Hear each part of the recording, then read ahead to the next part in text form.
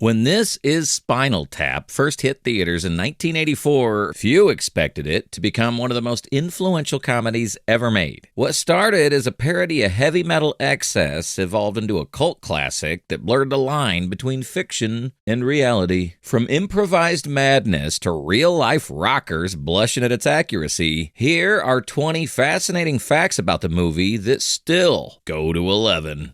1. The movie was almost completely improvised. Believe it or not, Spinal Tap was almost entirely improvised. Over 500,000 feet of film were shot and eventually whittled down to a tight 82 minutes. Christopher Guest, Michael McKean, and Harry Shearer, the trio behind Nigel Tufnel, David St. Hubbins, and Derek Smalls, didn't follow a rigid script. Instead, they riffed off each other like real musicians on stage. Director Rob Reiner, who also plays Marty DiBergi, often threw curveball questions at him just to catch genuine reactions. The result? A raw, unpredictable energy that made it feel like a real documentary unraveling before your eyes. The sheer amount of improv set a new benchmark, inspiring everything from The Office to Best in Show. 2. The actors were the band. Guest, McKean, and Shearer didn't just act like rock stars, they were them. The three co-wrote not only the screenplay, but also every Spinal Tap song you hear. They composed, sang, and played their own instruments, crafting tracks like Big Bottom and Stonehenge with both irony and skill. McKean even learned guitar specifically for the film. When the soundtrack dropped, critics were surprised to find it, actually good. The riffs were legit, and fans treated it like a real rock album. 3. The amp that goes to 11 became rock legend. Nigel Tufnel's famous line, "These go to 11, was completely improvised and became a pop culture phenomenon. It so perfectly captured the absurd excess of rock that the actual amp prop now sits in the Rock and Roll Hall of Fame in Cleveland. Beyond music, the phrase became a global idiom for pushing limits, appearing in tech design, sports, and even political speeches. When you say you're turning something up to 11, you're quoting Spinal Tap, whether you realize it or not. 4. Led Zeppelin thought it was about them. When Jimmy Page and Robert Plant saw Spinal Tap, they were convinced it was secretly about Led Zeppelin. Others swore it was Aerosmith or Van Halen. Basically, every big band from the 70s thought they were the joke. That's because Spinal Tap wasn't mocking one group. It was holding up a mirror to all of them. The backstage egos, the lost tours, the exploding drummers. Everyone recognized themselves, even if they didn't want to. 5. Aerosmith and Black Sabbath saw themselves too. Steven Tyler from Aerosmith confessed that some of the film's chaotic tour moments hit uncomfortably close to home. The infighting, the stage mix-ups, the overblown egos, it all echoed the band's turbulent 70s years. Black Sabbath's Tony Iommi and Geezer Butler also recognized themselves, especially during the infamous Stonehenge gag. Butler even joked, "They stole all thunder, literally." 6. Ozzy Osbourne thought it was real. Yes, even the Prince of Darkness was fooled. When Ozzy Osbourne first watched Spinal Tap, he thought it was a serious expose on a struggling metal band. Halfway through, he was muttering, "I've been on tours like that." Only when the credits rolled did he realize it was satire. Coming from a man who once bit the head off a bat and set hotel rooms on fire, that's quite the compliment. If Spinal Tap could fool Ozzy, it could fool anyone. 7. The dying drummer gag was inspired by The Who. Spinal Tap's running joke about drummers dying in bizarre accidents, explosions, gardening mishaps, choking on vomit, was inspired by the late Keith Moon of The Who. The film's writers took that lore and twisted it into dark comedy gold. Fans still quote, "He died in a bizarre gardening accident," as one of the funniest lines in rock cinema. 8. The band actually performed live. After the film's release, Spinal Tap didn't fade away. They went on to become a real band. Guest, McKean, and Shearer played live shows in full character. Wigs, leather, bad British accents, everything. And fans, they showed up in droves. The fake band became real. These performances solidified Spinal Tap as more than a movie. It was a musical phenomenon. 9. They even went on a real-world tour.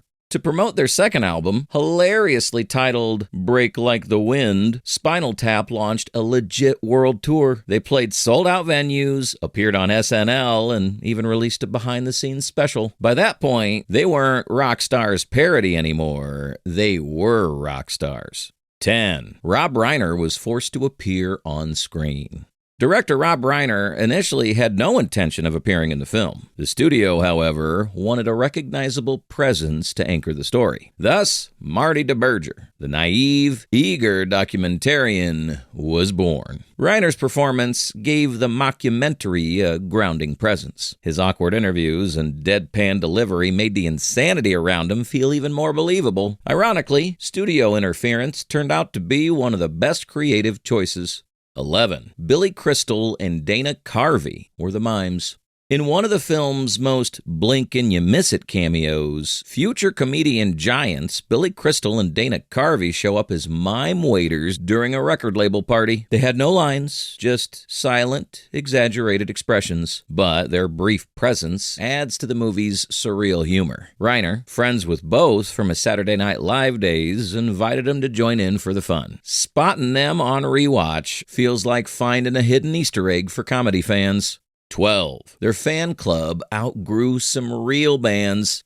After the movie's release, Spinal Tap's fan base exploded. The official fan club, cheekily named Tap Heads, attracted thousands of members worldwide, outnumbering the fan clubs of several real bands. Fans wrote letters. People demanded tour dates. There were even petitions to get them on MTV Unplugged. Turns out, if you pretend to be a band long enough, the world will start believing it. 13. The lost backstage scene was real. Remember that scene when the band gets hopelessly lost trying to find a stage? Hello, Cleveland! Yeah, that one. It was inspired by an actual Black Sabbath incident where the band literally couldn't find their way to the stage at a massive arena. It's one of those moments that's so absurd it has to be true. 14. Paul Shaffer nailed his role as Artie Fufkin. Before he became David Letterman's famous band leader, Paul Shaffer appeared as Artie Fufkin, the hapless promoter who begs the band to kick my ass after a failed record signing. His exaggerated desperation and cluelessness were improvised, making the scene both painful and hilarious. 15. Some theaters marketed it as a real documentary. When Spinal Tap first hit theaters, some smaller cinemas decided to have a little fun. They advertised it as a genuine music documentary called The Rise and Fall of Britain's Loudest Band. Audiences, expecting a serious behind-the-scenes rock film, walked into chaos instead. The prank marketing not only confused people, it fueled the movie's mystique, making it even more talked about. 16. Some viewers walked out furious. Of course, not everyone got the joke. Some early viewers, thinking they'd bought tickets to a real documentary, stormed out halfway through. Reports of angry patrons yelling, "This isn't a real band!" delighted Reiner, who said it proved how convincing the mockumentary style was. Those walkouts only helped cement its reputation as the most believable fake documentary ever made. 17. The Stonehenge scene was based on a true disaster. The now iconic Stonehenge disaster, where the band's stage prop turns out hilariously small, was inspired by a real-life Black Sabbath mix-up. During their 1983 Born Again tour, Sabbath's production team accidentally built Stonehenge replicas measured in feet instead of inches. The stones were so huge they couldn't fit on stage. Spinal Tap flipped the idea on its head, creating a miniature version crushed by dancing dwarves. Even Sabbath had to laugh.